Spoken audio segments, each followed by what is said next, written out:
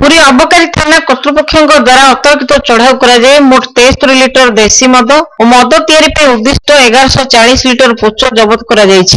संक्रांत अबकारी आईन में 3 जन को गिरफ्त कर अबकारी थानार भारप्राप्त अधिकारी और एएसआई माने चढ़ाऊ में अंशग्रहण करते। चंदनपुर थाना अधीनस्थ प्रताप पुरुषोत्तमपुर बेहरा साहिर अच्छा बेहरा बयस 55 ठारू 17 लिटर देशी मद और 380 लिटर पोच जबत कर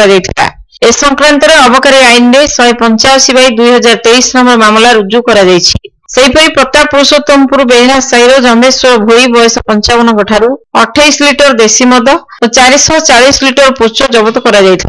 संक्रांत 186/2023 नंबर मामला रुजु कर अबकारी टीम प्रताप पुरुषोत्तमपुर रत्नाकर बेहरा बयस 40 ठारू 28 लिटर देशी मद और 320 लिटर पोच जबत करते। संक्रांत 187/2023 नंबर मामला रुजु कर 3 जन जाक गिरफ अभियुक्तों को कोर्ट चालाण कर।